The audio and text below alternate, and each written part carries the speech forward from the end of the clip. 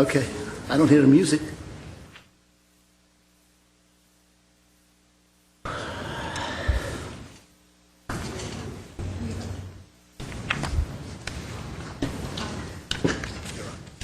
Good evening and welcome to August 28, 2013 edition of the Civil Service Commission for the City of Glendale. May I have roll call, please?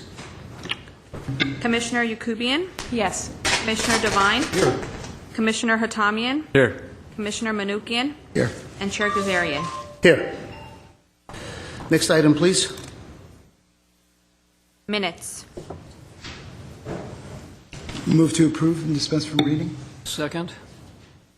Unanimous consent? Yes. So noted. Next item. Oral communications.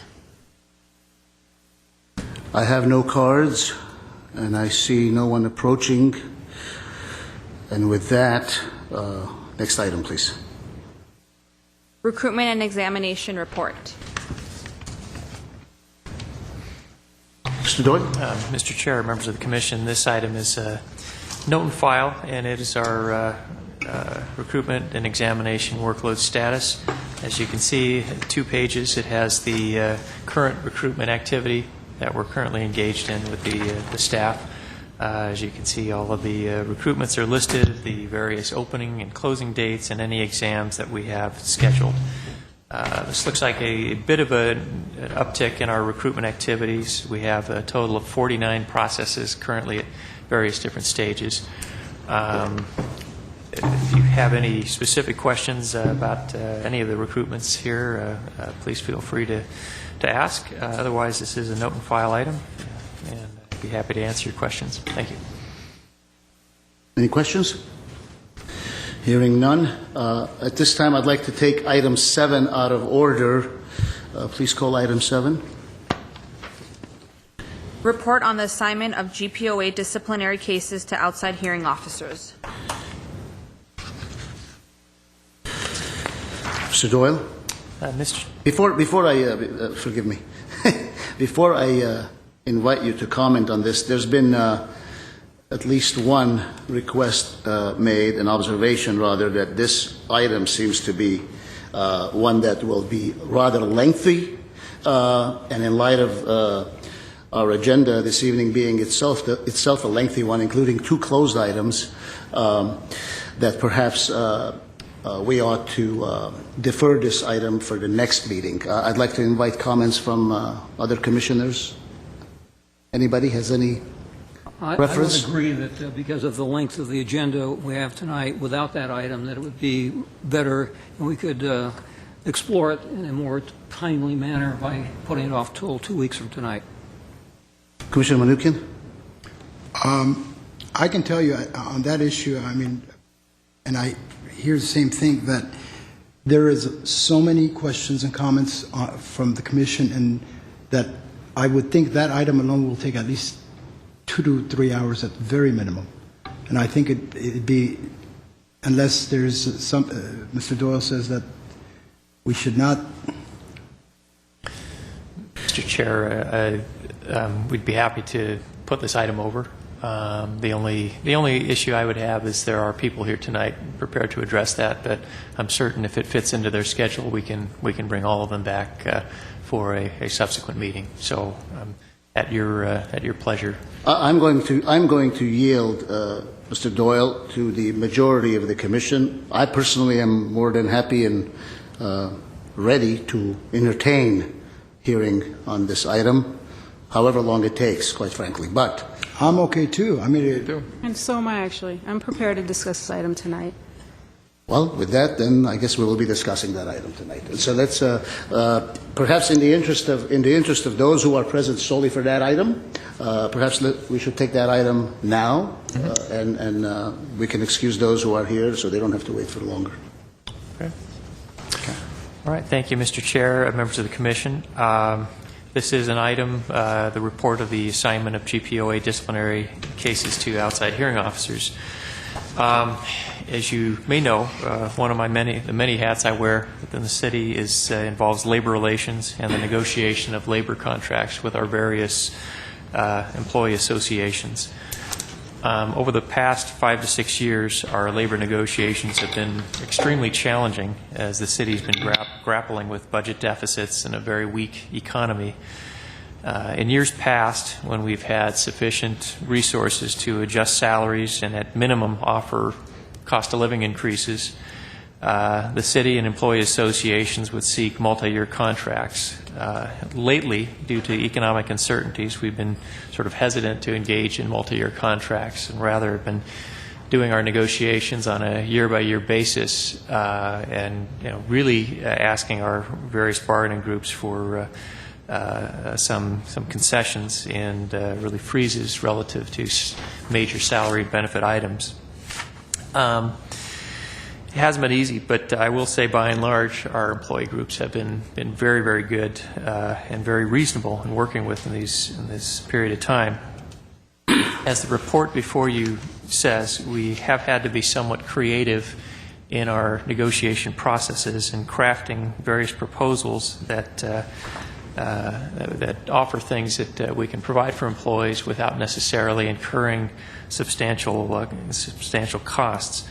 In our negotiations process this year with the GPOA, an item was proposed to reconsider the method of hearing officers involving the cases that are brought before the Commission involving GPOA officers. And the main concern, as you might expect, has to do with the amount of time these hearings take. And often it's months going on to as long as up to a year in some cases for these cases to begin and conclude.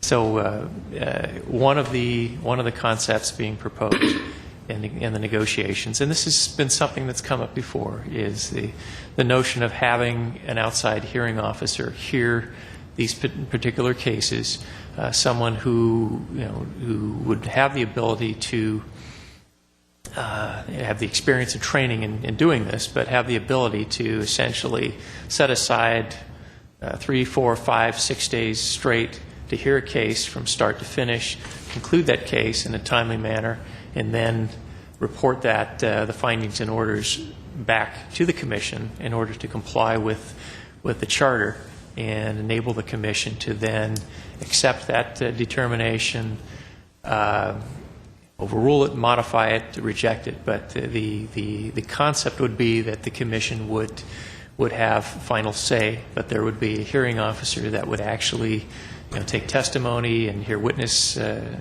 testimony and more or less control the hearing. Again, this proposal came about in the negotiations process. It was after a great amount of discussion. It was accepted by the city and incorporated into the MOU, which was adopted by the City Council in July. As the report... You said adopted by City Council? Yes. Adopted as what?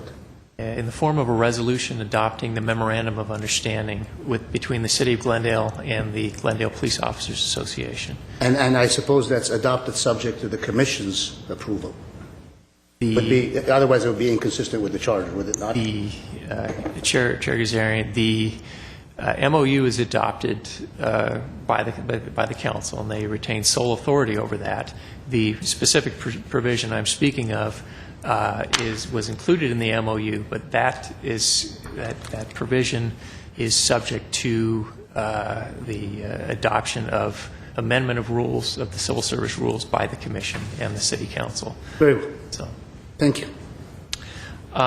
as the report indicates, this issue of the timeliness of these hearings and how long they drag on, there are probably a dozen different reasons for this. And whether or not this particular aspect of it will resolve that problem, we really don't know. But again, the parties to the negotiation felt that it was worth considering, and as it's written into the memorandum of understanding, it is being addressed on a trial basis for 2 years with a sunset clause for June 30th of 2015. The policy, as I've stated, would require an amendment to the civil service rules, which again the Commission must adopt and the City Council must adopt in order to amend the rules. And the reason why it would require that is because right now, currently, as you know, when hearing cases come before the Commission, it is essentially the Commission's responsibility to either hear that case or the Commission itself making the determination as to who will hear that case, what entity, whether it's the full Commission or a subset of the Commission, or if the Commission wanted, they could assign or delegate this to a third party.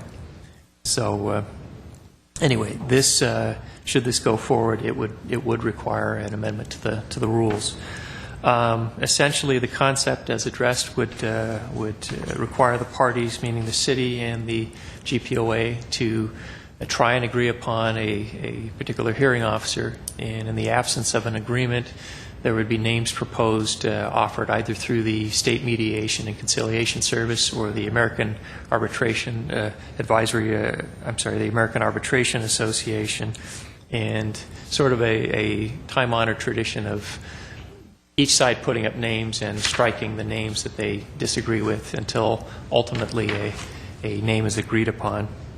The hearing officer would, in fact, run the hearing and conduct all aspects of the hearing and ultimately prepare draft findings and orders, and within 30 days bring that findings and orders before the Commission, and the Commission would then vote to either affirm, modify, or reject that determination.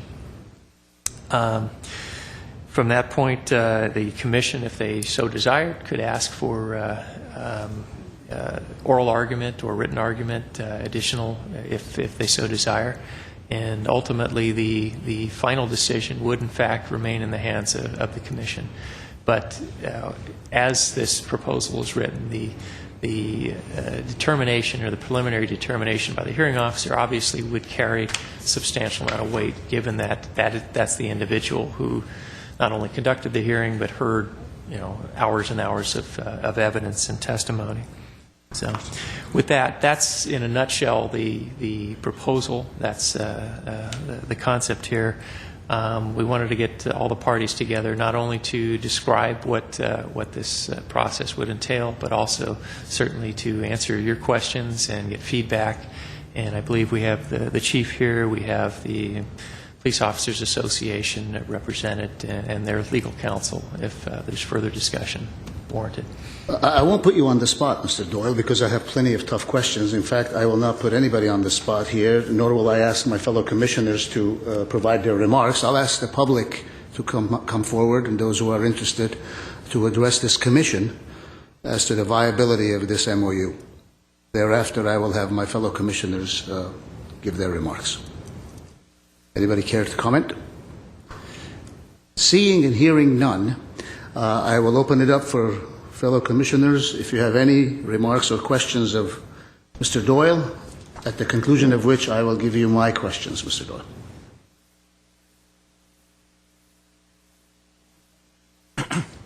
Thank you. Is there going to be a presentation on this, or that's it? That was it. Okay.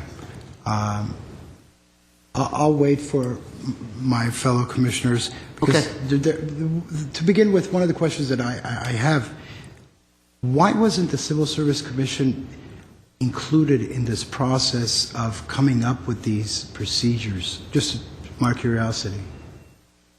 Commissioner Manukian, the labor negotiations process does not fall under the purview. No. That's not what I'm talking about. I'm talking about the procedure on picking the hearing officer, and I just want to get an idea of, because we're being given a set of procedures that would have been helpful, at least if we took part in the sense of, and don't get me wrong, I'm completely for this. I think it's just we set it up correctly to begin with. It would work perfect, but I'll wait for everybody else's comments. Yes, Commissioner Yacobian. And Mr. Doyle, I don't know if this is properly addressed to you or not, but let me start with The way that I've read these rules seems that they're on its face, the rule contravenes with the language of the charter. Who can provide a legal opinion with respect to that? Commissioner Yakubi, I can try, or Ms. Verpettian would like to weigh in. We can answer your questions as it relates to that, and the city attorney's here as well. So, Okay, well, it seems that the charter calls for the commission or its authorized representative to conduct the hearing and then ultimately make findings. The way that the rule reads, it will be a hearing officer that's chosen by, let's call him the litigant. So it's taken directly outside the purview of the authorized representative of the commission. That's number one. Number two, the charter also provides that the determination is going to be made by the commission. Now, the way the rules are written, essentially the determination is made by this hearing officer, which again is, in my opinion, not an authorized representative of the commission, but let's leave that issue aside.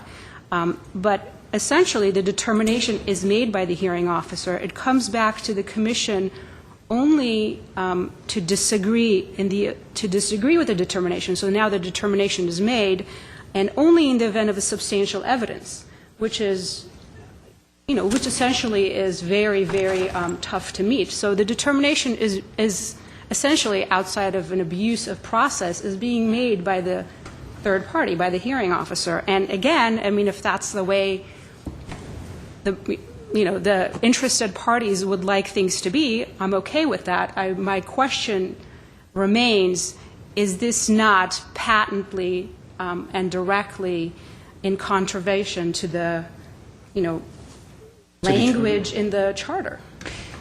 Commissioner Yakubian, in response to your first question regarding the authorized representative, it is the position of this office that if, by virtue of adopting these rules, then you are delegating that authority and identifying the authorized representative as an individual who would be a part of that panel of hearing officers. So while you are not personally selecting one individual, you are, however, delegating that authority to either the AAA or to a different panel selection method. Yeah, well, that's a big stretch, and I personally, my legal opinion would be completely opposite that. That's a huge stretch to say that everyone who is a potential mediator out there in the city of Los Angeles is essentially an authorized representative of this body. Before a matter ever came to ripen, if you will. So before before a particular peace officer in the city of Glendale is ever even alleged to have committed a wrongdoing, what we're saying is we're gonna ahead of time agree to the appointing authorities and GPOA's choice of 10 or 15 or however many hearing officers. We're going to, ahead of time, empower them as our authorized representatives who are going to sit on standby so that when the next person is accused of a wrongdoing, we've already ahead of time appointed someone as our authorized representative. Forgive me for the interruption. Continue if you may. Well, I would disagree with that interpretation of the language, which seems to be very clear. And before I'm prepared to basically let go of it, I would require some sort of case authority that supports the contention that an authorized representative can be any random mediator, in the city of Los Angeles at this point. Again, before the offense, or before the issue is even ripe. If I can respond to that, the charter does not identify the time in which you are going to identify your authorized representative. So it doesn't say that you shall do it once an appeal has been filed. It just says that it could be referred to an authorized representative. Yeah, well, you're right. It does say that. So. Actually, I disagree with you. Forgive me, Commissioner Yakubian, because if we're going to talk about the charter and we take a look at... within 5 days. and we take a look at that, and as Ms. Yakubian is referring to the 5-day provision, it says within 5 days after presentation to him or her of a copy of the order of removal, suspension, or reduction, appeal to the Commission for such order. The Commission or its authorized representative shall, within 2 weeks after the filing of said appeal, commence a proceeding. Now, one may say, oh yeah, your authorized representative is previously designated. What's interesting about that is that even if I was to say, well, reasonable minds may disagree, and you may convince me that that is a viable way of authorizing representatives ahead of the issue ever becoming one that the Commission would consider, then, you know, the problem I have is an authorized representative, the Commission hears the appeal, any proposed determination shall be presented to the Commission with a report of the proceedings, and the Commission shall review the same and make its determination, adopting or modifying or revoking the determination made by the authorized representative. The report provided to us by Mr. Doyle, and it's a very thorough and detailed report, as always, in Section 8 on page 3, interestingly enough, says something entirely different as far as I'm concerned. It says in the second portion, in the second half of that paragraph, Section 8, after reading the transcript, actually, it says before that, it says, in the event the Civil Service Commission modifies or rejects any element of the hearing officer's determination, the Commission shall, mandatory, first read the transcript of the entire proceeding. Now, in contrast to the current makeup of the Commission, where 2 or 3 commissioners are sitting as hearing officers, the others are joining in the deliberative process and have the option of reading the entire transcript, or perhaps not.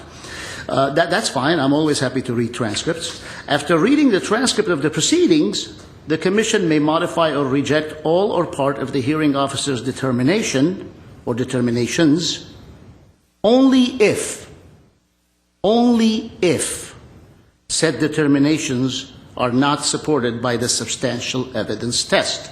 Now, I see nothing in the charter that says if the Commission is to appoint a representative, then that Commission can only modify, reject, or approve, or modify, reject, or otherwise disagree with a hearing officer's finding by adhering to a substantial standard test. I see no such thing, and I dare say respectfully, with all due respect, and keeping in mind that everybody is, you know, working with good faith, and all of us here on this Commission are volunteers, I see this as a serious problem.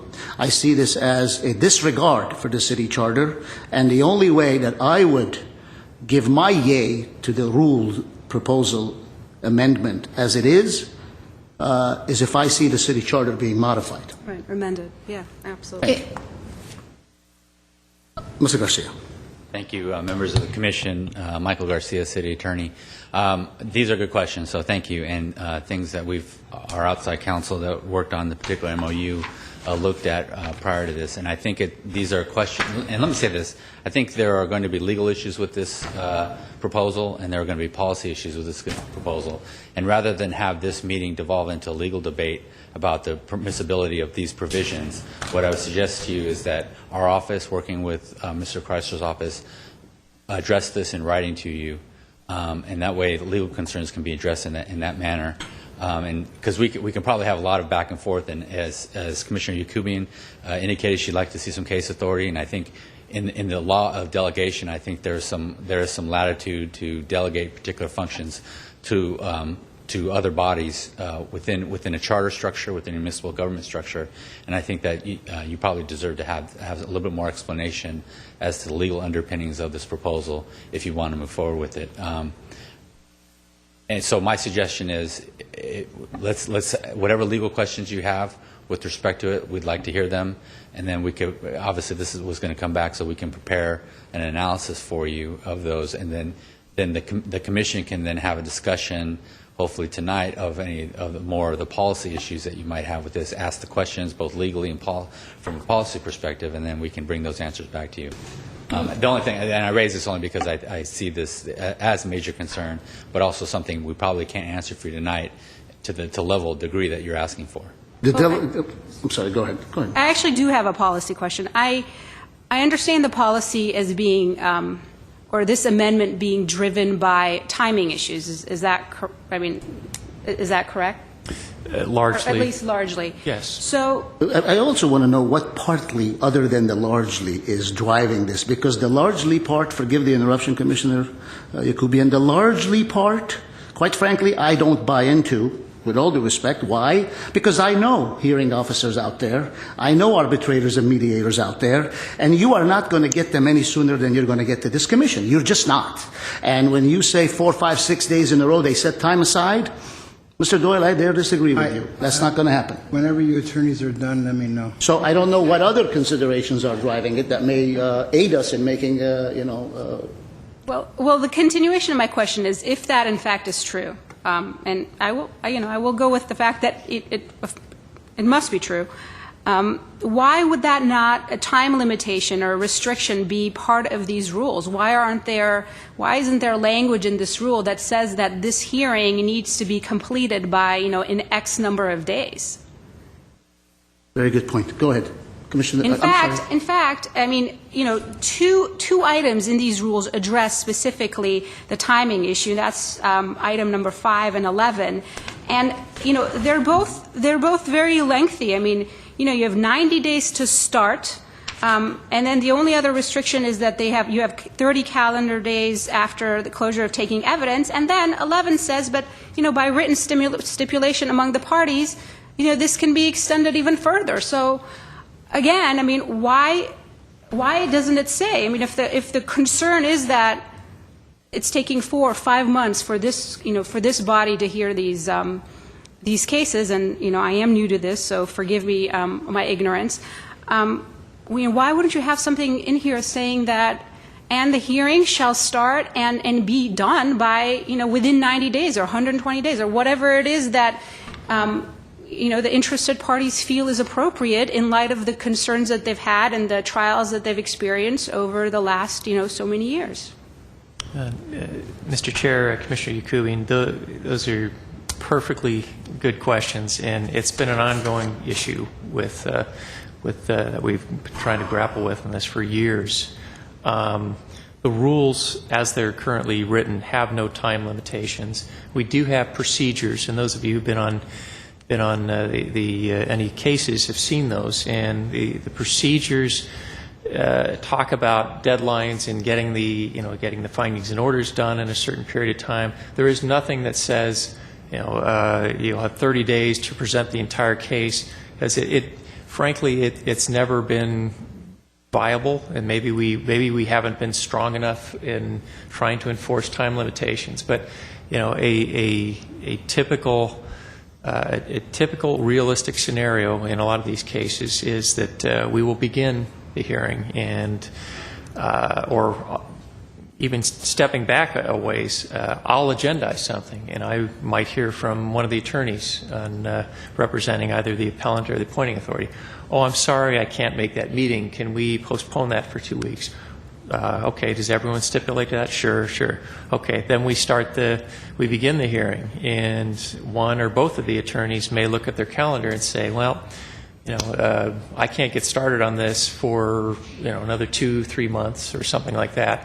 And then we start looking at the commission's availability and the counsel to the commission's availability, and then at some point we start talking about how long do you think it'll take to present your case.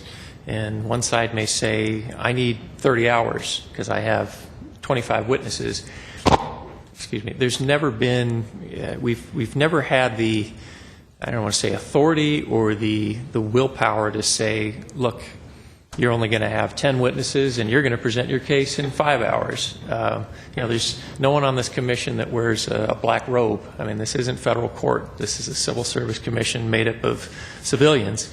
And I think what you're raising is something that we probably need to look at more closely. And but it's not something we've been successful at doing, because there's just circumstances occur in the course of a hearing that cause dates to be canceled or lack of availability, or somebody might get sick, and it ends up unfortunately dragging on.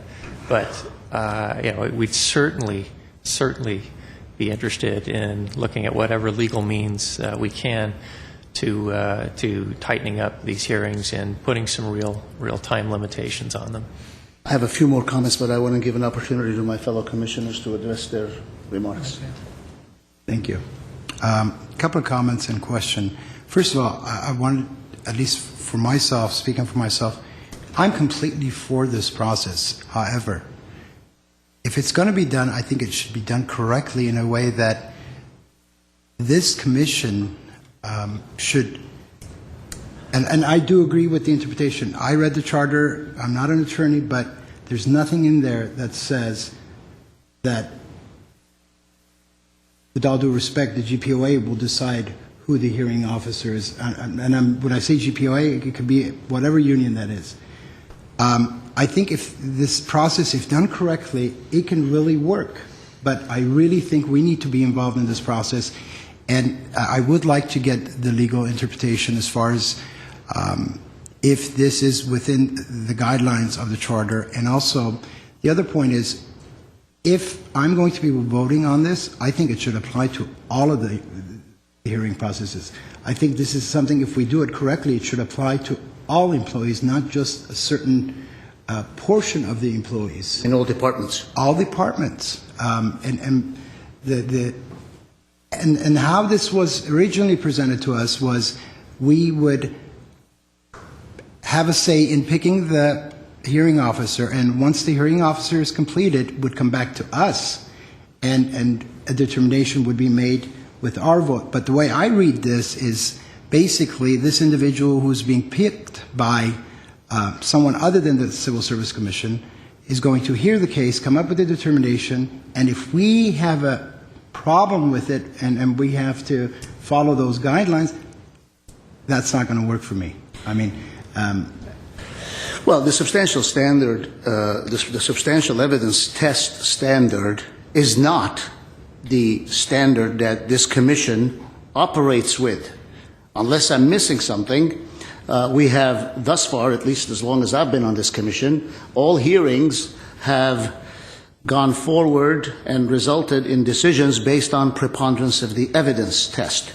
So to require this commission to then take a decision made by an outside hearing officer who ostensibly is authorized by us, but one that his or her decision is beyond reproach by us, unless we are now made to adhere to a higher standard than that which this hearing officer is to abide by in making his or her determination, is essentially saying, you know what, you guys stay there, we'll agree on who hears this matter, this dispute between appointing authority and a particular officer, an appellant or applicant, and then the decision will be made, and we'll bring it to you. We'll tie your hands behind your back, and we'll make you stand on one leg, and you'll sign off on this. And if you don't, here's the standards. If you want to not sign off, you can overcome this standard.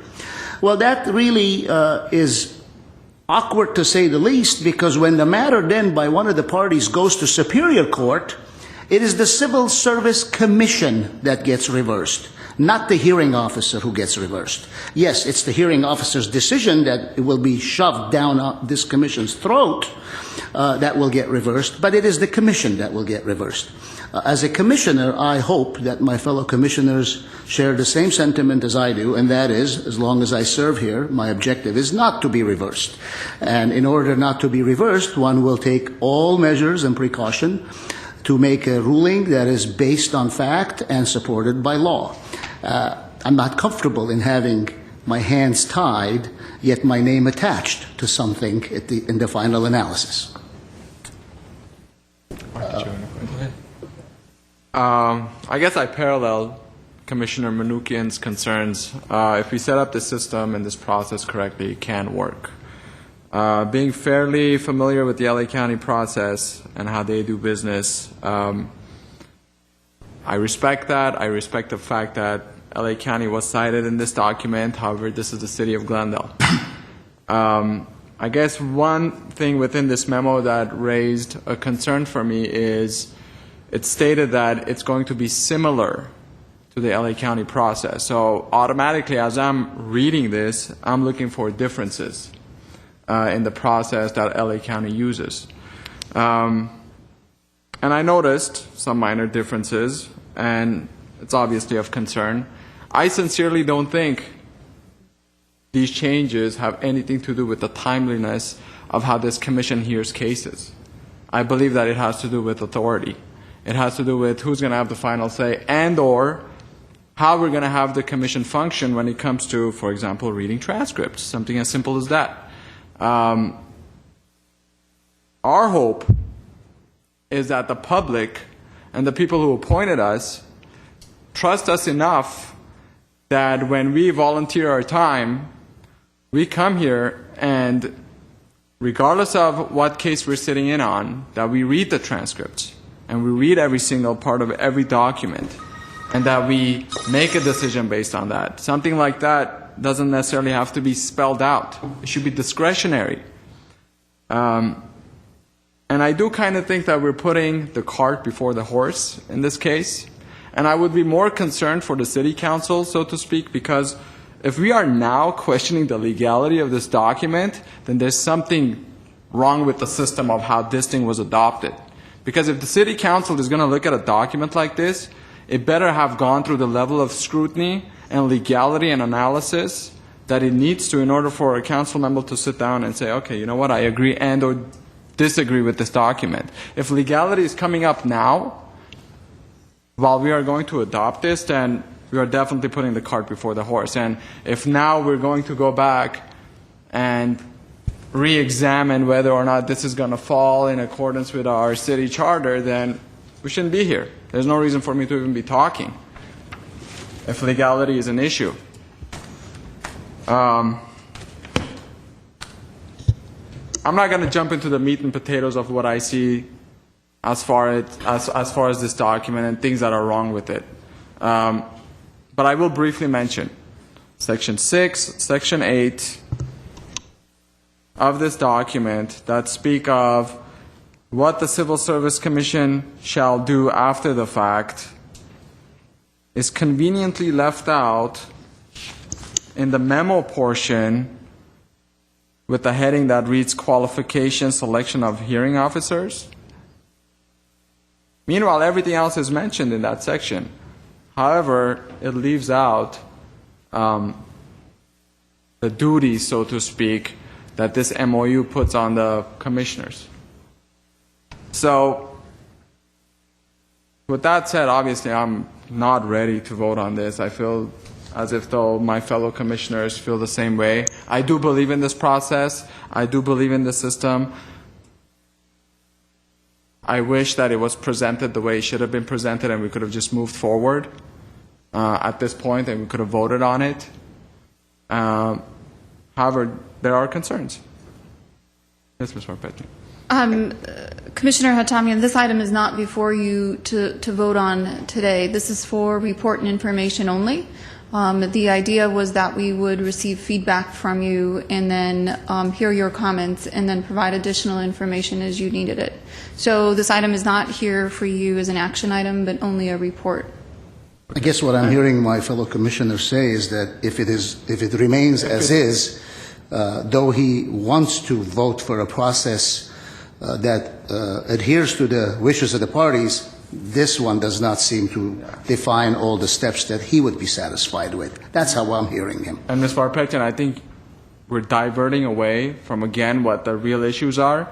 If this thing was presented with legality in mind, right, with us not having any legal questions and or issues with it, regardless of whether it's a report or not, we wouldn't feel this uncomfortable with it. And we understand that you have concerns. So whether it's a report or not, that's one thing.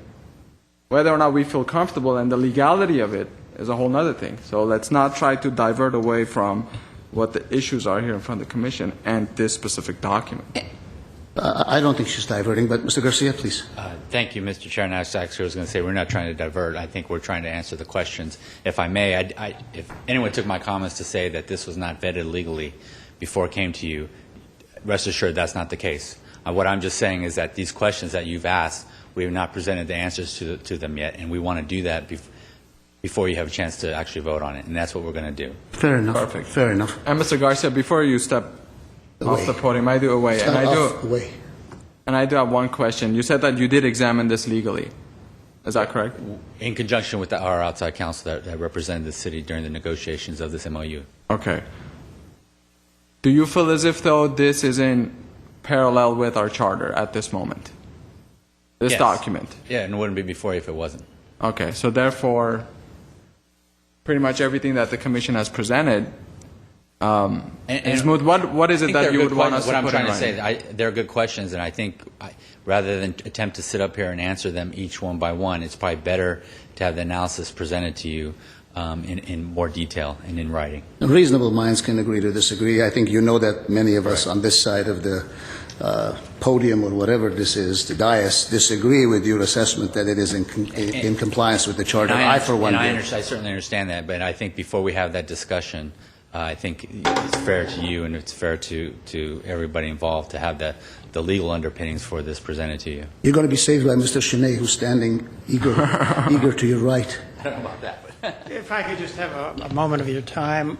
I represent the GPOA, and we negotiated this with the city, and I hear a lot of resistance from the commission, obviously.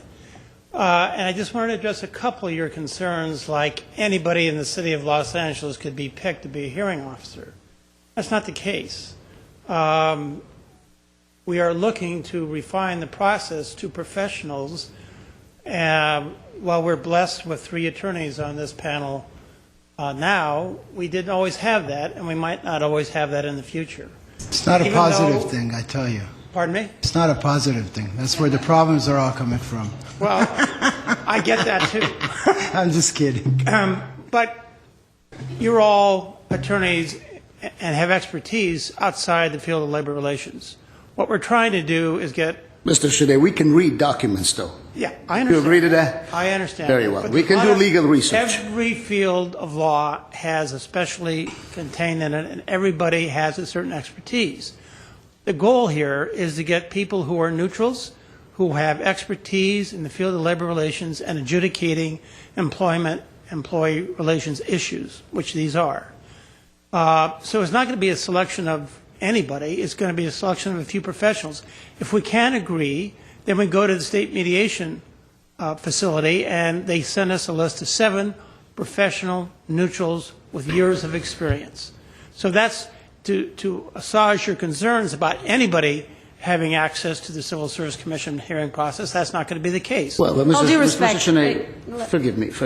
Mr. Cheney, when you say that the goal is to have experts who are knowledgeable in labor relations to hear this matter, but that's not what the charter empowered the Civil Service Commission to do. The Civil Service Commission was formed, and it wasn't the charter's intent to have the commission be occupied by labor experts. So now what you're doing is you want to take it out, and I'm okay with the taking out part, by the way. I really am, and I really disagree with your characterization of resistance, because it's not resistance that you're meeting. And I'm glad you mentioned that there's attorneys here. Before you put your name on a document, I'm sure you do your due diligence. Before I put my name on a document signing off on that which you've agreed upon with the city, I want to be satisfied that I am not doing something inconsistent with the city charter.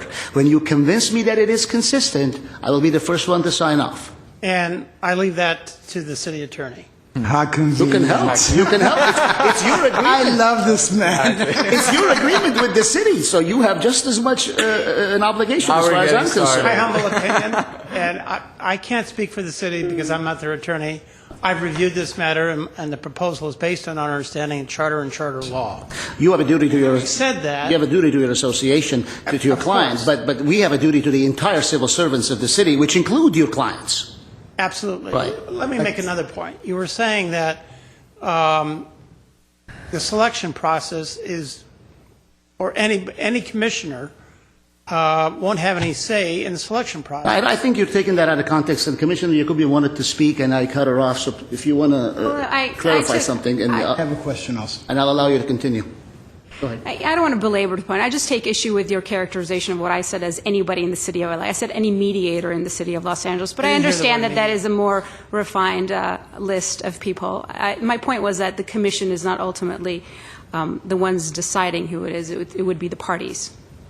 And there is As perhaps- written. Perhaps there's more fairness in that process because the commission is not selected by the police department or the GPOA. They're selected by politicians and civil, Who represent Mr. Are you Shanae, suggesting we answer to people that appointed us? We're just talking about selection. My appointee is not even on the council.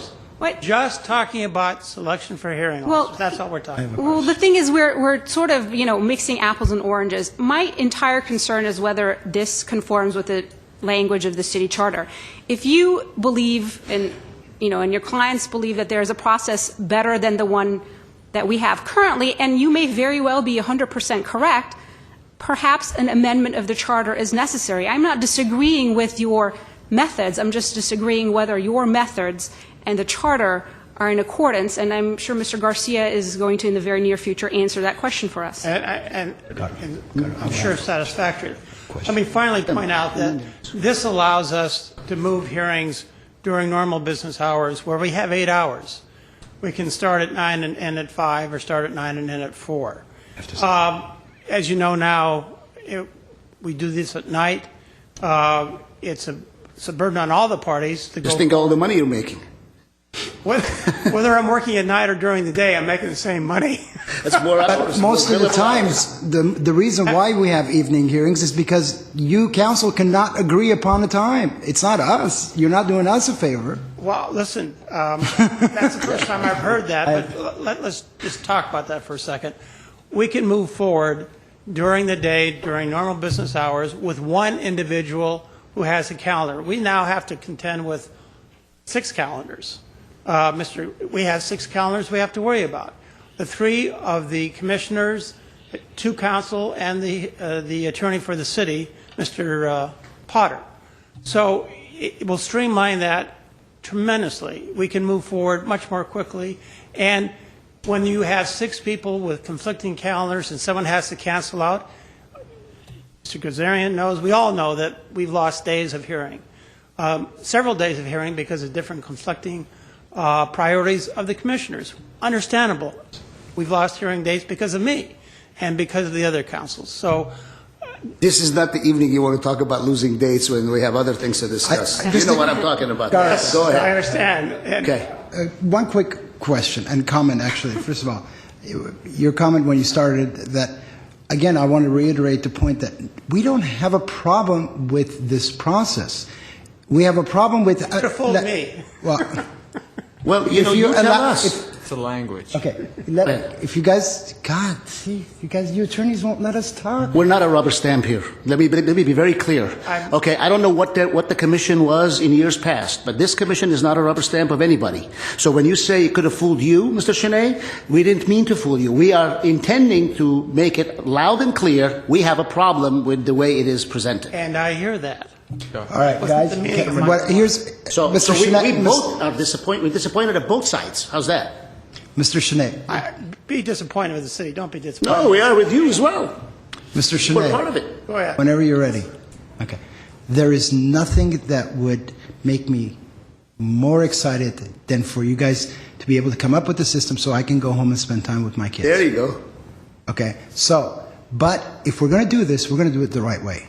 And we don't have a problem with it, but we're going to, if you want our vote, and you really don't need us, I mean, all you guys have to do is eliminate the commission, which might be a very good thing to do, if we can come up with a good process. But if we're going to vote on this, it has to be something that makes sense. And honestly, it's insulting to say that, to justify some of these, you guys are doing it to save us time. I understand There's a host of issues, and I this is not the understand. time or place to get into those issues. Sure. But we've touched on them briefly. And But if the bottom line is, if we're going to vote on it, it's going to have to make sense to us also. That's all. I'm not done going. All right. I I'm just done. wanted- I'm done. Jacobian, and then Commissioner Hatamian, and then Commissioner Devine, and then I... You're not getting off that easily. Wait. I'm trying to back out of here. Commissioner Jacobian? So I just wanted to, stress that there's a real issue with having this commission essentially sign its name to a decision that's made by a third party, and then, as Chair Gazarian pointed out, it's the Civil Service Commission that gets reversed on something that really didn't participate in any meaningful way unless the substantial evidence test comes into play. I mean, there's something inherently wrong with that, and I, for one, would just never be comfortable with that. Well, you're, When your Maybe we associate, have someone else when your sign associate off is on in it, court... but I'm sorry. When your associate is in court, your neck is on the line, Mr. Shanae, but you have supervisory authority over your associate. Do we have any supervisory authority over a commissioner, over a hearing officer here? I see none. In fact, not only I see none, I see an inability to even disagree with the finding unless it's a certain standard that is higher than the standard that the person is working with. By the way, before I forget, item number 11 on this report, at the very least, at the end, should add with Civil Service Commission approval. It talks about time limitations subject to modification by written stipulation by both parties. That means both parties can stipulate to put it off as long as they want, yet the Civil Service Commission in the end is going to be the person that says that's going to be looked at as allowing a hearing to go on ad nauseum. This but commission is not going to let that happen. the process itself doesn't permit that. The city is on a clock. They want this resolved. The employee who's out of work wants it resolved. If it's good enough to talk about it, it's good enough to write about it. I'd like to see it in writing. Well, I think it's self-governing. I don't think it's self-governing. I think it ought to be put in there because if Chairman Gazan, I have a suggestion. I don't think we're going to achieve it. I think we should all write up our comments on these items, because one by one, there's a lot of good suggestions that everyone's hearing. write up our comments? No. Write up our own comments on these items and send it to the city attorney and have them look at this. Or else, how are you going to come? I don't think that we ought to be engaged in the process of the opinion that's going to come. No, that's from not the what I'm city talking attorney's about. office. That's not what I'm talking about. What I'm talking about is all the areas that everyone has concerns with. I'll take that into account. I'm I'll sorry? take that into account, what you're saying. I think... If I may, and go ahead, Mr. Garcia, with I all was due just respect, gonna say- you go ahead and maybe you'll answer some of my questions. Well, no, it was just Commissioner Manukian's comment. That'd be a problem under the Brown Act for us to take your comments in private and not have that part of the discussion that's here. I mean, you can all put whatever comments you have in writing, but then we'd just be sending them. So right who back do we to you. send our questions to? Well, God? I think the questions that you have should be raised here, and that's why we're here. We're here to listen to what Okay. questions you have. Absolutely. So we can. We've been jotting down those Okay. questions. Before you, Order, thank you, one at a time. one question. I understand that majority of the commission has an issue with the legality and whether or not this is in conformance with the city charter. I do have one question regarding the specific language of, the hearing officer's authority. It's number 6 that says the hearing officer shall have such authority as the Civil Service Commission. Now, when it comes to the authority of the commission itself, are those issues of legality that we can address, or is that something that if the unions and management get together, they can decide the authority of the commission? In my view, and I'd have to have, Mr. Doe was a little bit more involved in the negotiation of the language than I was, but my understanding is that language is intended to say whatever role and responsibilities that the commission has during these hearings, those roles and responsibilities are conferred upon the hearing officer to hear evidence, weigh evidence, exclude evidence, set the hearing dates, those types of things. Those duties are transferred to the hearing officer to make those decisions as part of their hearing. Okay, and if we're speaking of, let's say, after the hearings are conducted by a hearing officer and the duty of a commission, it's inherent. It's implied that we're going to read all the documents before we render a final decision. To spell it out here, is there a legality issue with that? If management and unions come together and determine the specific roles and function of a commission, is there a legality issue with that? Let me see if I understand your question. Is there a legal requirement that it be written this way, or is that your question? Yeah, and also the specific duty of a commissioner as to what they shall do after the fact.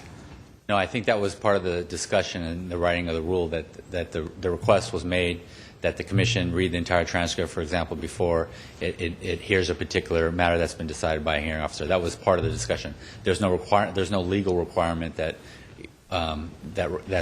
requires that. That was just part of the discussion. What about the So substantial? whoever came up with this specific language and these requirements, and the hearing officer having the same authority, specifically saying here, as the Civil Service Commission, since the commission didn't have an input, who would at that point advocate for the commission and say, you know what, guys, we do read all the documents, and or we're not fine with the hearing officer having the same authority as the Civil Service Commission? Or more? Well, again, at the point that we provide you with a little bit more detailed analysis on the law, this is a decision that is vested with the Civil Service Commission whether or not to vote for these procedures as proposed, or modify them, or reject them, and that's the way the language of the MOU is written. So it's ultimately up to the commission to decide that they want to go forward, that you want to go forward with this particular process. Thank you, Mr. Garcia. So, just really I'm going to quickly. yield to my chair, Divine, but I will let you. It's I just will a let you follow-up follow up, question. and then So and these then can be no more. amended, essentially, revised, reworked, or no? I mean, or, well, I guess they can. Well, the commission Based on always what you has said. the authority to modify them or reject them. But if they're modified, then the city will then have the duty to go back and negotiate with the bargaining unit to see if they're acceptable to them. I see. Thank you. And then they'll have to be approved by the city council as well. Correct. That's going to happen regardless. They have to be approved by City Council regardless, right? But at this, There has to be concurrence by both the commission and the council. right. But right now, it seems like it went to the City Council, and the City Council agreed to the concept of it, not to the contents of it. Correct or incorrect? I do believe they reviewed the actual language of the rules. That's in the MOU. Really?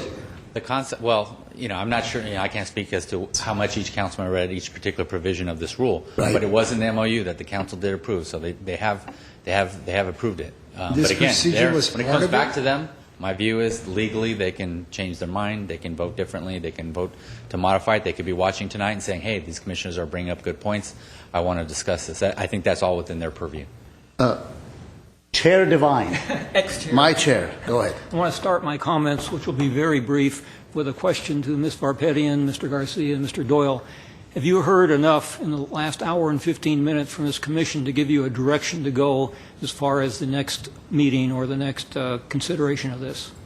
Well, I think from our perspective, on the legal side of it, we have. But again, if the commission has additional questions on the legal issues, we'd like to hear them tonight so that when we come back, make sure we've addressed all your questions. And based on that, I've been here listening, and I certainly agree with all of the comments from my colleagues, especially the attorneys. No offense, Mr. Mnuchin. And what I'm hearing now seems to be a repeat of the things we've gone over the last hour. So at this point, I'd like to suggest to our chair that we move on with this, and perhaps you can sum up, and we can move on to the next issue. I appreciate the suggestion, and I will take that to heart and speed it up. But since Mr. Garcia is stating that all legal concerns that we may have, he'd like to hear him now. Mr. Khatamian, Commissioner, please.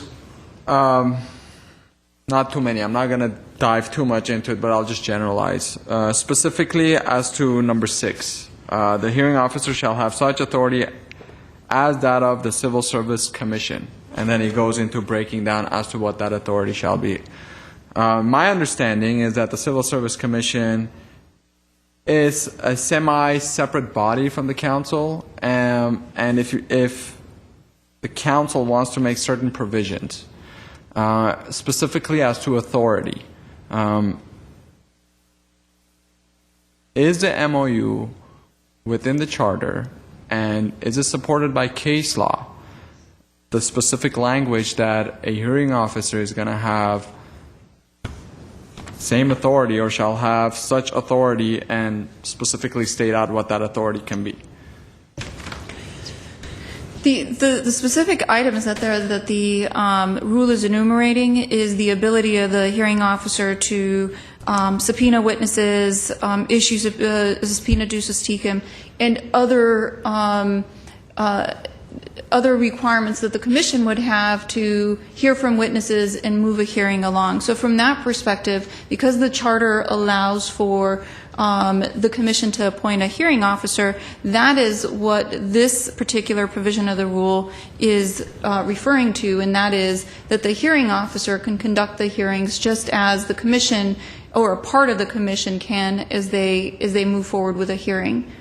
Agreed. And I agree with you, Ms. Varpetian, and thank you for that brief description. So would it be better to say that a hearing officer's authority is limited to certain things versus shall have the authority, and we give subsection D, which opens up Rule X, Section 8C?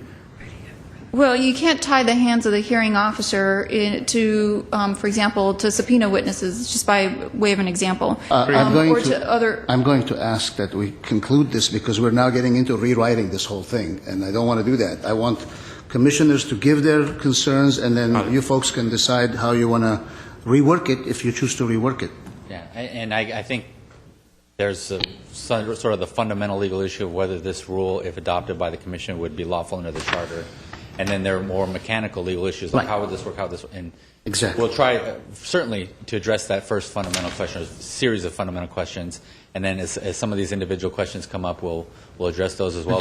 We'll be prepared to address them next time as well. Okay, I'm going to give each commissioner one last opportunity. No, if we're going to only be able to give our questions, we're going to be able to either do this now, or we can't limit our questions. We can ask all the questions we want, but we don't want to get into rewriting of these paragraphs one by one now. Here's in part of the list of the questions that you've heard. Here's one question.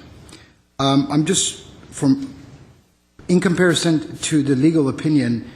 I just want to get an answer when you guys do your research. When in the charter, when you have specific procedures in identifying the process, for example, under the hearing procedure guidelines, says determining whether the matter will be heard before the entire commission, a portion thereof, or before its authorized representative. Its authorized representative. I'd like to get the legal opinion. How does that interpret to what we are being presented today? And again, and I think it's worthy of a more detailed explanation, but that was answered. You already explained.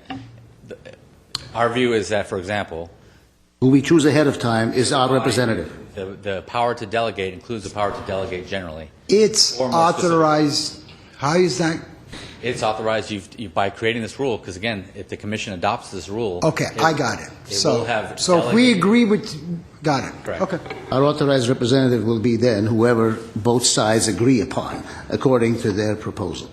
And in the interest of moving the discussion along, I've made notes of the comments that you've made. Specifically, you were looking for an opinion as it relates to the interpretation of its representative, and then the other is as it relates to the standard of reviews, changing it from the preponderance of evidence to the higher standard.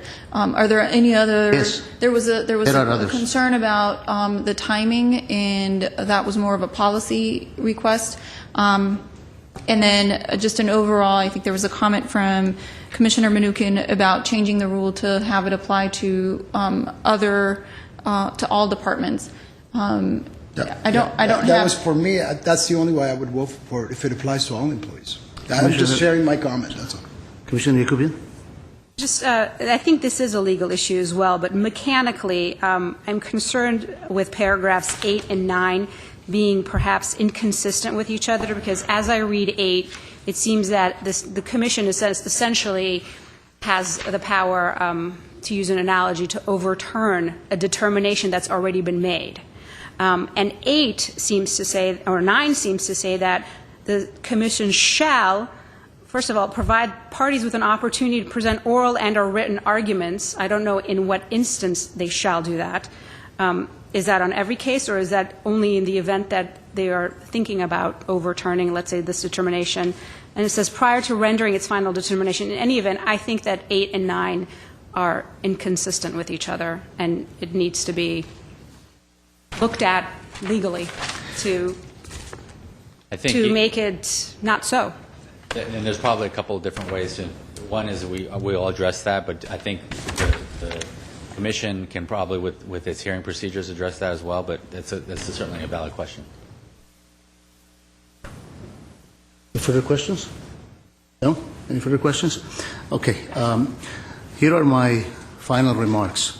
In reviewing the civil service rules and regulations for the City of Glendale, I would like particular attention to be given and in your decision consideration be made for the definition section.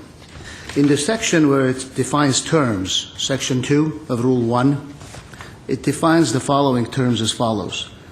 Determination as a term is defined as shall mean a decision rendered by the Civil Service Commission in a public hearing. I'd like to know how that decision is rendered by the Civil Service Commission if, in fact, it's a sole hearing officer whose decision can only be overturned by the substantial standard test. I have concerns about that definition of determination as it applies to this proposed MOU. With respect to hearing, which is another term that's defined, hearing shall mean a hearing held before the Civil Service Commission, a body of the Commission, or a hearing officer appointed by the Commission to hear an issue under the jurisdiction of the Commission. Now that last element, the fifth element, under the jurisdiction of the Commission, is what causes me the greatest concern, because in order for it really to be under the jurisdiction of the Commission's jurisdiction has to be not limited by an MOU that says you can only overturn a hearing officer's decision if you meet a particular standard, especially since the Charter is silent as to any standard. So those are my concerns born out of review of the terms, the definition section. With regards to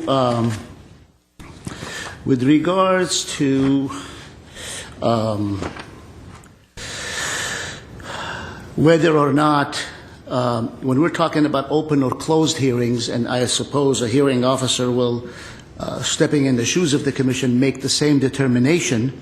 The appellant obviously at all times maintains the right to have the hearing be open at his or her request. My biggest concern when I see things like this, that somebody else is stepping into the shoes of the Commission, who is going to be overseeing the Commission? Who is going to be supervising who is going to be overseeing the hearing officer? Who's going to be supervising the hearing officer? Who's going to make sure that the hearing officer is adhering to all the rights of the parties before it, or him or her? And by the same token, if you're prepared to say, well, the litigants will, I dare say the litigants may have been sleeping at the wheel at a particular time. And where does that leave the interests of the litigants respectively? In other words, the representative of the litigant may be sleeping at the wheel, but when there's a hearing before me, and as the civil service rules provide, each commissioner is free to examine a witness or even pose questions to the litigant representatives. Here we're going to have that same role played by a hearing officer with no supervision, and yet a finding that we are hampered in terms of modifying or not accepting or whatnot. As to the memorandum itself, much has been talked about, many of the sections of the memorandum. I would say that since all these sections have been spoken about, I will ask that Section 10 be looked at.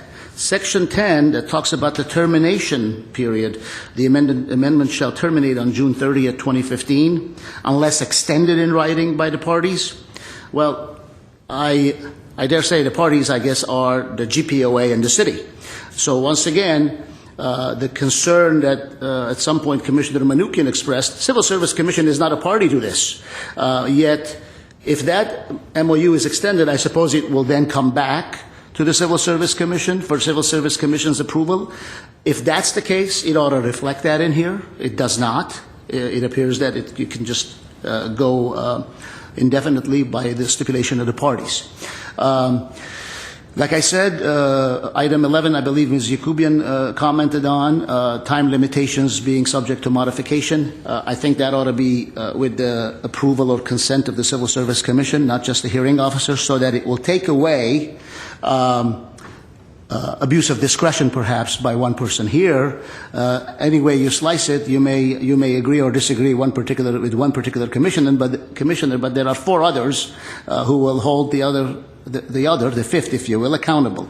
When we go outside, and whereas we talk about all the great things about one officer doing things so fast and 4, 5, 6 days in a row and all the other good stuff, there is no checks and balances that I see that is keeping an eye on this particular hearing officer, making sure that he or she adheres to the party's rights.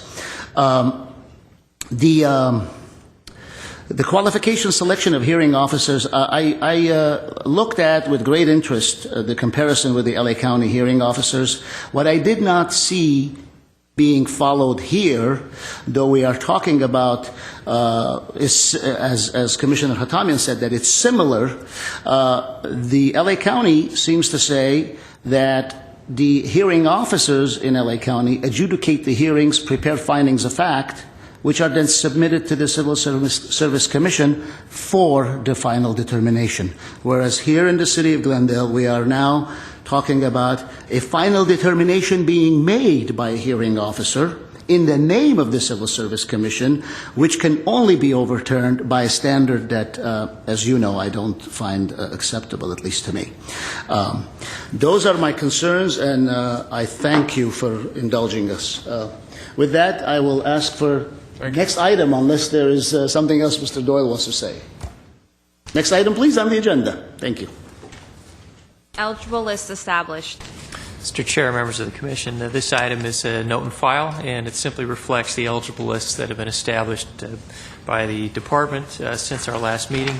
As you can see, there are 5 lists that have been established, 1 open, and that second one should say promotional and open to the fire communications supervisor, and but the rest are all promotional. And again, once again, you see the vast number of applicants we get for some of these open recruitment processes, and ultimately the small number that will snake its way through the recruitment process.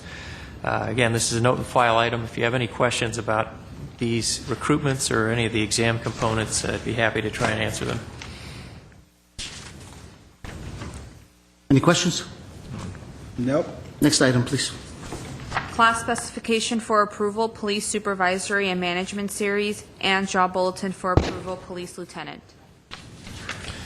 Mr. Doyle. Mr. Chair, members of the Commission, this is two separate items. One, we have a revision of the class specification for what's known as the police supervisory series, and this is the series that covers not only police lieutenant, but also police sergeant and police captain. And then we have the approval of the job bulletin for police lieutenant, which the city hopes to recruit for upon approval by the Commission. With regard to the specification, in 2011, the city took the somewhat unprecedented step of opening the process up for the lieutenant's position to open candidates. We anticipated a shortage of internal candidates. In order to do that, we had to amend the specification. This time around, we do anticipate keeping it as a promotional recruitment process, and thus we'd like to conduct a promotional exam and make it clear within the context of the specifications that the experience must be with the Glendale Police Department in the current classifications that are the prerequisite for advancement to those various supervisory positions. So that's mainly the change with the specifications. There's also a provision on addressing the educational requirement involving the advanced and supervisory post certificates. Right now, it says the candidate either needs to possess the post advanced or supervisory post certificates, or be eligible to possess them. And we're adding, at least for the lieutenant level, that the individual would have the ability to apply for it or have applied for the post-advanced and supervisory certificates. With regard to the bulletin, as you know, I think you know that the commission rules require that all safety promotional recruitment bulletins, whether it's police, fire, do come before the commission for approval prior to their posting. If the commission does approve this bulletin, the city does intend on opening this recruitment. I believe tomorrow would be the first date of filing. So the bulletin is there for your consideration. There's also the selection process is addressed on the bulletin. This is a very challenging examination process consisting of a supplemental questionnaire, tactical examination, a professional panel, and a community and an internal panel as well. So with that, these items, again, are here for your approval, and if you have questions, I'd be happy to try and answer them. Russ Kwan, who is our analyst with the police department, is here, as well as the chief and other members of the police command staff. Fellow commissioners? I do have one question for Mr. Doyle. And you may have to refresh in my recollection regarding a lieutenant examination that was placed on agenda, I want to say within the past year or so, where a bachelor's degree was not required. It would have to be longer than that. It was before I think it was a master's. my tenure. Was it a master's or a bachelor's that came up? Maybe Mr. Kwan can help us out with that. Boy. I think it was a master's. Upon joining the commission, I seem to recall having looked at past commission matters, and I think there was a modification made by this commission prior to my joining it to the minimum requirements. Am I correct? That is correct. Mr. Chairman, members of the Commission, Russ Kwan, Human Resources Analyst. There was a slight modification to the educational requirement. Bachelor's degree was held in the as a minimum requirement. However, we did allow for individuals to complete that within the probationary period. What was it before that modification? It was you had to have the bachelor's degree prior to applying. Is that the Okay, case so now? then you changed it to not having a bachelor's degree, but projected to have a bachelor's degree, correct? At the time, yes, Okay, and that was done to make, to broaden the applicant pool. okay, and now it is being re-restricted, if you will? Correct. We are actually reverting back to the educational requirement prior to the change, so that applicants must have a bachelor's degree prior to applying. Wouldn't we have the same problem now? Don't you want to have a broader applicant pool like you did whenever, 2 years ago? At the time, the department anticipated a shortage of applicants. Now, given the fact that we do have quite a few police sergeants who have now become seasoned sergeants within the department, it is now believed that we won't have a shortage. Commissioner Hatamian, go ahead, please. So what we essentially did, we broadened the pool last time around, right? That was the rationale that was presented to the commission. Correct. And based on that rationale, the commission approved the class specs for that specific job bulletin. And now what we're doing, we're narrowing it down because we're assuming that there's enough applicants. Yes, and also in addition to the educational change that, with regards to the changes we made last time, we also opened the recruitment up to outside candidates. This time we're limiting to current Glendale employees, and therefore we're going He's back to talking the about the educational portion right now. Yes, exactly. Before, we didn't quite know if outside agencies or outside applicants would have a bachelor's degree. And you know now that they do? What is the standard elsewhere in other neighboring cities or model departments that we respect, if you will? In all honesty, I did not research that at this We point. don't know what any other department... Mr. Chair, I would hazard to say that most other departments do not require The bachelor's. the level of education, the bachelor's degree at this level. For a lieutenant position. Yes, sir. Wow. I believe we have a higher standard. Because I'm a strong That advocate kind for education. That kind of hurt us the last time, and the chief will probably say that these things come in waves where there's a lot of interest in promoting. This is the first level of management, and sometimes there's no interest, and the candidate pool is rather light. And I think 2 years ago we faced that situation, and as I said earlier, of having the unprecedented step of actually opening this up to the outside. We don't like to do that, and we hope to never have to do that again. But it seems like there are more people interested this time, and some new people appointed to sergeant in the last few years, and just a general level of interest might be on the increase.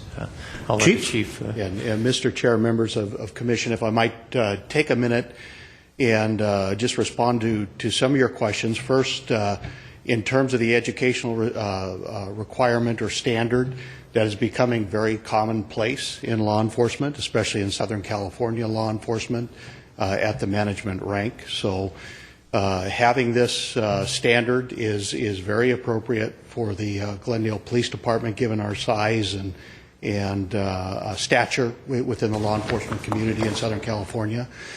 Secondly, the last time that we came before you requesting the modification, we were at a very unique time in our history in that we had experienced 21 retirements in 1 year.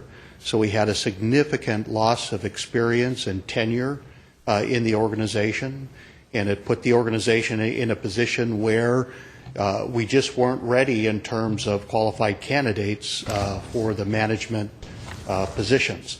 And it took us some time to get the organization caught up, if you will.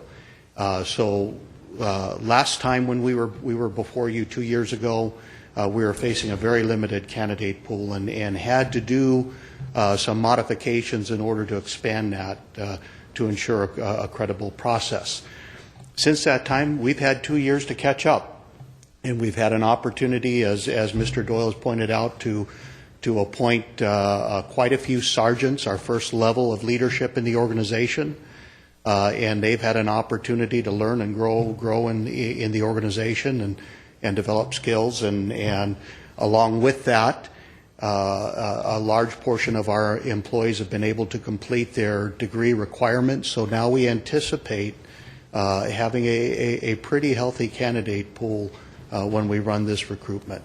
So I think going back to the standard of a bachelor's degree at the time of application is very appropriate, and I think the organization has matured significantly over the last couple of years to a point where succession planning is much more viable. Questions? Comments? I have one last question for Mr. Doyle. Thank you, Chief. Thank you, Chief. In my opinion, it does create a level of inconsistency, and I'll tell you why. If I'm working for a certain organization and I see a certain class spec come out for a bulletin and I read it and I'm thinking, oh, wow, next time around I might be eligible for this position, and then here it comes, the same position comes out and there's a different requirement. As an employee of that organization, it's a little disheartening. Does the city do this similar thing where they lower the standard and or increase the standard back to what the norm was with other positions, or is this a unique thing? Mr. Chair, Commissioner Tom, it's a somewhat unique occurrence, and I completely understand your question, and I think our objective would be to try to keep things consistent. But on the other hand, we do have to address whatever needs we may have at a given time. And again, the labor market or the level of interest in that particular job may be high at some point, and it may be low at other points. I think what happened 2 years ago, and I don't believe we amended the specification. Is Russ? I think we just that particular bulletin, we amended the educational requirement. Is that correct? That is correct. Okay. So we didn't change the specification. It was just for that particular recruitment. And occasionally we have to do this. I remember one year on I think it was either a fire captain or a fire engineer promotional exam. There's a whole host of classes in fire prevention and different areas that were required on the spec. And just for a variety of reasons, a large segment of our eligible candidates were unable to take those classes simply because they weren't available to be taken. And for that particular recruitment, we had to come to the commission and say, look, we have some great candidates here, but due to scheduling and such, we ask your indulgence for this one recruitment to allow a waiver of those particular classes or allow them to take them within 6 months or a year of appointment. These things come up every once in a while, and our objective, though, is to keep the specifications consistent so people can really look at their career opportunities and plan. And certainly when the bulletin comes out, that bulletin mirror that specification. And again, I think you all know that if we ever do have to deviate from the adopted class specification, we will bring that to the commission for approval. And I think you'll see, we don't bring a lot of bulletins for approval to the commission. It's mostly pretty routine that we put our jobs up and proceed on as planned. So. Thank you, Mr. Doyle. I guess one final question, and it's more of a legal question, and it's presented to Ms. Varpetian regarding this bulletin. Given and assuming that the function of this job is similar or is significantly similar to a previous job bulletin that we approved for the same title, and we had a lower standard, so to speak, as far as the education was concerned. And now we're going back to what the education requirement was. If we have an individual who qualifies for the previous exam, since the function is the same and they apply, and naturally I'm assuming DHR is going to deny their application request because they don't meet this current requirement, and they file a grievance, and the city denies the grievance, are we opening ourselves to potential liability because we had a lower standard before for the same job, and we were okay with that as the city, as the commission, and here we have somebody who qualifies for that previous specification, applies, and we deny them the opportunity to examine? Are you asking, is there any legal liability on behalf of the city for changing the requirement at this time?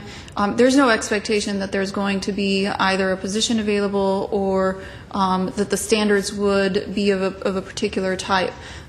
Generally, what individuals do is prepare for the minimum qualifications that are available, but that doesn't become final until it's approved and the department goes out for recruitment. And it's at that time that they look at their qualification and make a determination of whether or not they're eligible to apply or not. So there's no expectation of I could have applied for this job and I'm no longer eligible to apply because the commission changed the rules. Okay, so I guess what I'm hearing is that there are no legal issues, there's no exposure to liability. If we had a job bulletin that mimics and parallels the functions of what the current job bulletin is, and we lowered the standard based on what was represented to us, which was there is a need, and so we sincerely believed in the need, and so we approved, and now we're hiring, we're increasing again back to what the standard was, and if you have an applicant that qualifies, it's almost like the same function, same job, same title, same everything, and we're saying, your buddy who applied and was similarly situated as yourself got the opportunity, examined, interviewed, maybe even got through, and was appointed to this position, and you don't. You're telling me that there's no legal issues with that. Well, I can't comment on your hypothetical, but I can tell you that someone doesn't have an expectation that they could potentially apply for an opening that may exist in the future, and then if those qualifications or the requirements are different, at that point say, well, I'm going to sue you because you've changed the requirements. Okay. You don't have an expectation that you're going to apply for a job. You can prepare for it, obviously, but you can't have an expectation that you qualified for a position and then the rules are changed and now you don't. Okay, so let me clear up my hypothetical since you're... You're not going to get an answer. Okay, that's what I'm trying to get here. I answered my question. I'm just kidding. And I know you're having a hard time with my hypothetical. If the circumstances... By the way, it's not hypothetical, it's reality. It may be reality. If that hypothetical does in fact exist, right, where we have an individual who may have qualified, right, and applies now and doesn't get the opportunity to examine for this position where their peer did, is there a 1% chance that it would open up the department to liability? Well, what I can tell you is I'm not aware of that situation, and if that situation did exist, that'd be all the more reason for me not to comment on it. If there is an actual the active litigation in the city as it relates to that, I'm not familiar with it. I don't know personally if there is or there isn't, but I can tell you that these rules. When you change the rules to say something different, one employee does not have a vested interest in the potential of applying for a job. I have a quick question. Thank you. Well, forgive me. 1 second. Sorry. Chair Devine. I just had one question. Since it says that the GPOA and GMA have been notified about this bulletin and spec, can we assume that there's been no objection or concerns by any of the potential candidates for this exam? Commissioner Devine, you can make that assumption. Yes, we would have heard by now. This was released last week, and even prior to it appearing on your agenda, the bulletins the documents were put forth to the groups, and we've received no objections or no concerns. Thank you. Sir, can I ask a question? Yeah. Yes. Okay. It's a question and a comment. I think a lot of times I've noticed on this commission, we run into trouble when there is a perceived reason on doing something. And I'll give you a good example. I remember clearly when we removed that condition, and I agreed removing that requirement would open up the application process. After I voted and I left, I received phone calls from people saying that was done specifically to allow an individual to be able to get into, and I laughed at that process. I said, no, that's not the case. Now, here we go. All of a sudden, this requirement is being brought back, and I'm not saying it's done for any other reason but to bring our standard.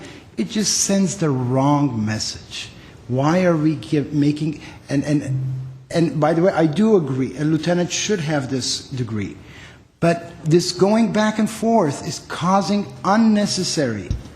Even if there is no issue, we're leaving that perception that we keep modifying these requirements to allow applicant, and I know that's not the case, and I really think it's not doing anyone any justice by doing this. But I do agree that a lieutenant should have that degree. Commissioner Manoukian, I couldn't agree with you more, and that's why hopefully you're not seeing us come to you very often with these types of requests. But again, if it's any consolation, the last time when we did make this an open process, and Russ Kwan can correct me if I'm wrong, but I don't believe we had any viable candidates from the outside, and we ultimately ended up considering and testing and only putting promotional candidates on the list. Is that correct? That is correct. So whatever rumor you may have heard. No, I agree with you, but we're just allowing that rumor Perception. to. That's all. Yeah. It's just a perception issue, and it's all Russ's fault. And Russ knows that I give him the hardest time. You want to say something, Mr. Kwan? You want to go down that path, do you? Russ would like to sit down, probably. Let me just say this. I believe that this rule is a great rule. I can tell you that having heard of the prior commission having lowered the standard, and that's what it was, lowering the standard, I was shocked. I was shocked as a citizen of the city of Glendale that we would have a management-level law enforcement without even a bachelor's degree. In fact, I prefer to have them all possess master's degrees. But certainly at the very least, a bachelor's degree. That's a management position.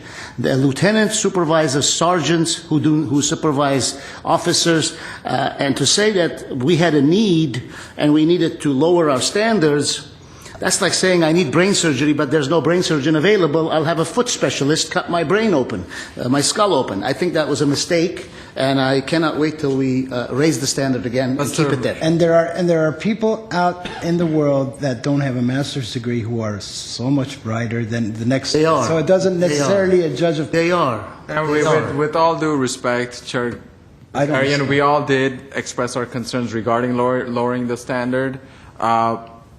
We did. It's just what was presented to us. We took it sincerely, and to this day, I believe it was sincere. And we lowered the standard in order for the department to fulfill its needs. Now, whether or not the rumor mill, it created rumors or not, we went based on what was presented to us. I'm not interested in any rumors. And so my concern now is whether or not us increasing this standard again creates an issue. I'm not saying that we shouldn't. I don't think it's increasing the standard. I think it's taking it back what it was and what it should have remained. That's my position. So we heard. And I will say, Mr. Chair, members of the Commission, this is great dialogue, and we'll certainly take this to heart. I do want to say, not to beat a dead horse, but there is often a hesitancy from candidates at the sergeant level to want to go to this level. There have been times where there's been absolutely no interest in that particular level of promotion. And it sounds kind of unbelievable, but it is. A lot of people will say the sergeant's job is the best job in the department. It's still within the union. There's overtime opportunities. Is GPOA protecting you? GPOA, Mr. Shanae, all that good stuff. That in itself is the reason. What could be better than that? And it's not exactly a desirable choice to promote to management and have to take work home with you and have to go to meetings and do, the higher up you go, the less police work you actually do. And so it's not an attractive option for a lot of people in this line of work. And that's why we end up with this situation on occasion. Can I make a motion Please. to approve? Thank you, Mr. Dahl. Second? Call the question? I'm sorry? All in favor? Yes? Yes. Unanimous? Unanimous consent. Thank you very much, Mr. Doyle and Chief and Mr. Kwan. And we did lower our standards, sir. We raised it just now. We nominated you as chair. There you go. See, now look, see how that's going to work out. Next item, please. Annual status Say report on from the hourly heart. employment. Mr. Doyle? Mr. Chair, members of the Commission, I'll be quick with this item. In 2005, the Commission directed staff to adopt standards to try and eliminate the use of part-time, at-will, unclassified hourly employment, or try to reduce it. At the time, there was some concern that in order to save money, the city was hiring an exorbitant number of part-time employees in order to save money and not in fact, to essentially circumvent the civil service process. Will you sit down? Sound like my mom. Look at the note. Just needed to, I know I saw the note, but it provides the perception that the commission is having a conversation outside the purview of the public. I know that the note says making a joke. I just don't want to leave that perception, that's all. I apologize, Mr. Doyle. God. Excuse me, as the chair, can you give me the Talk about note? perception. Please give me the note. Please give me the note. Thank you. Thank you. For the record, the note that seemed to have been passed from Commissioner Manukian to Commissioner Hatamian, from my view, it says, I love you. Thank you. That now will clear up any perception or misperception. Please proceed. Make sure you read the whole thing. From Sam. Yeah, not from you. Very well. So, please continue. Thank you. Thank you. I already knew that. Tell me something new, Commissioner Manukian. I know you love me. Continue. Okay. Anyhow, the city adopted a standard of trying to limit the amount of part-time hourly employment of the city. We didn't want situations where we had people working in a full-time or a near full-time capacity, yet still designated as hourly at-will employees. It seemed to be somewhat of an abuse of the process. And so the commission directed staff to adopt a standard which would limit our part-time hourly employment to a maximum of 1,250 hours in a given fiscal year. 1,250 hours equates to about 25 hours a week, and in that case, we would keep these situations under control. The commission further directed staff at the time to essentially keep track of our part-time hourly employees, to make sure that they are truly working part-time, and look at those that ensure that we're keeping them below the 1,250 hours in a fiscal year. And if you look at the little graph on page 2 of this report, it does show where we were at one point with these hourly employees exceeding 1,250 hours, where we've come down, and now we've gone up a little bit, and that's something that we need to work on. But essentially, there were 137 in the last fiscal year. Employees that exceeded the 1,250 hours. All but 4 of those did receive an exemption for various reasons from the city manager's office. Again, it's a situation we try to keep under control. We'll continue to monitor this, but we present this report really for your information only, and essentially it would fall under keeping us on our toes and making sure we don't abuse this any longer. So with that, if you have questions, I'd be happy to try and answer them. Chair Devine. Yes. What are full-time hours?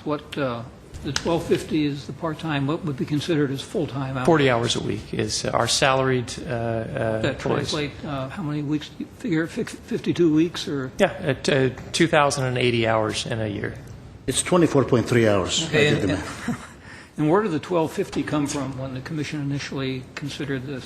1,250 equates to about 25 hours a week. And we figure if somebody's going to be an hourly part-time position, that's more or less what the standard ought to be. Anything above that, we should really consider making that individual full-time. Okay.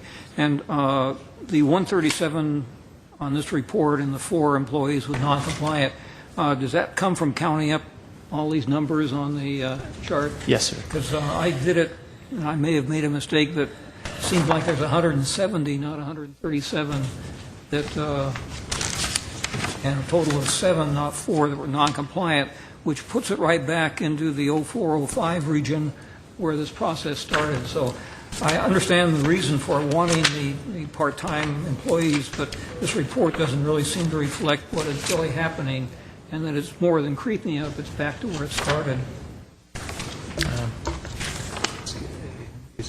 For the 7 that were non-compliant, you said there were 7 that were non-compliant? I'm just looking at the report. He's saying the report shows 170. 170, I mean, that count, I double-checked it to 137. I can recheck if you'd like. Well, I'm just saying the report seems to not to state what really was there. You don't need to recalculate it, but if that's the case, then perhaps you need to take a little closer look at what's happening, and it's more than creeping, it's back to where it started. We will. And if you will notice, a big group of these are ambulance operators in the fire department. That's the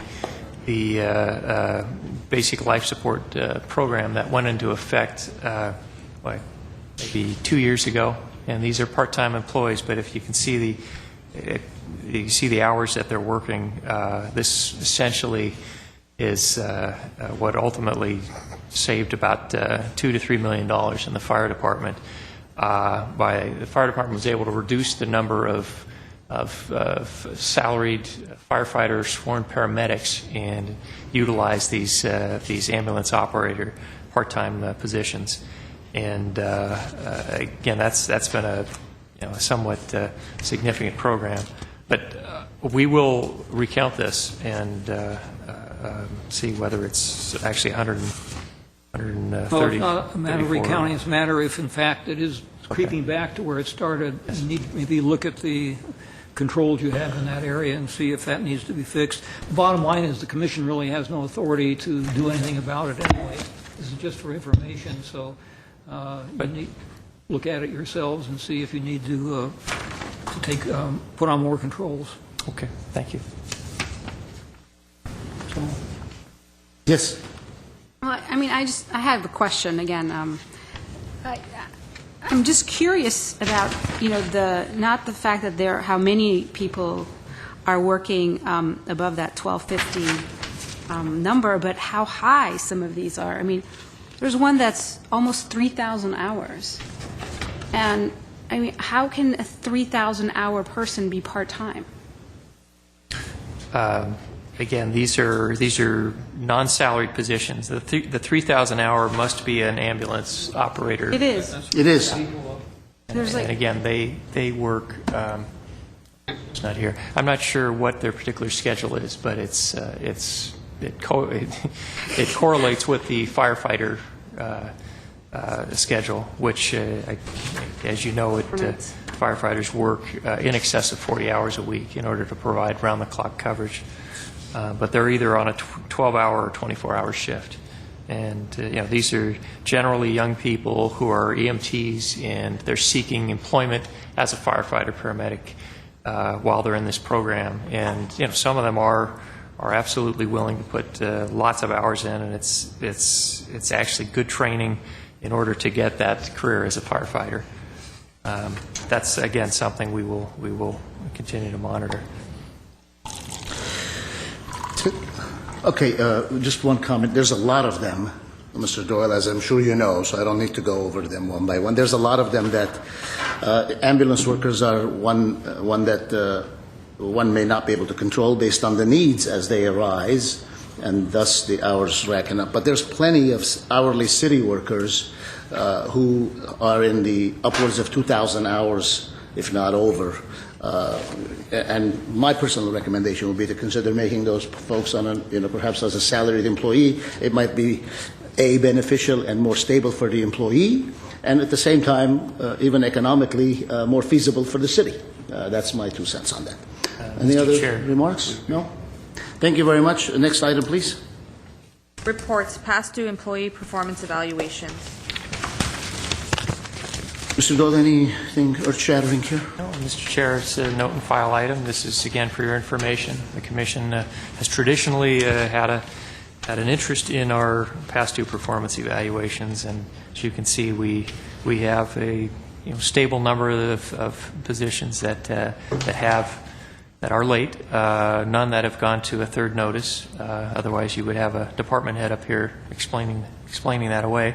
But again, we'll do our best. And again, you can see there are some departments, a good number of them here, that have no past dues at all, including some rather large departments: fire, Glendale Water and Power, and library, public works. Those are some of our biggest departments, and police. Thank you. Any questions? Hearing none. Next item, please. Agenda forecast. Mr. Doyle? Mr. Chair, we have our upcoming meetings. As you know, we have some hearings, one that's concluding this evening and another one that's more at the starting phase, so that's taking up a lot of the Commission's time. We do anticipate being back either for the September 11th or the 25th meeting with a matter relating to one of the previous hearings, a matter involving a writ. And that's really what we have planned for the upcoming meetings. So. Thank you. Mr. And I Doyle. will be absent on the 25th. And one of my questions was, what dates, I think we set dates when we were going to hear that one that's coming back on the writ. Do you have the dates for those? Is that a closed item? Closed session matter? No? Or is it? Which one? Which matter? I would need to consult with the gentleman in the audience as to when we would be able to come back on I that just thought item. we had already set dates or looked at dates. If not, why? We have not. We have Okay, not. that's fine. So I'm Okay. awaiting something from Mr. Potter's firm. Okay. So, Oh, that other issue, okay. right. Okay, let's see, where was I? Very well. Next item, please. Civil Service Commission staff comments. Commission members, staff comments?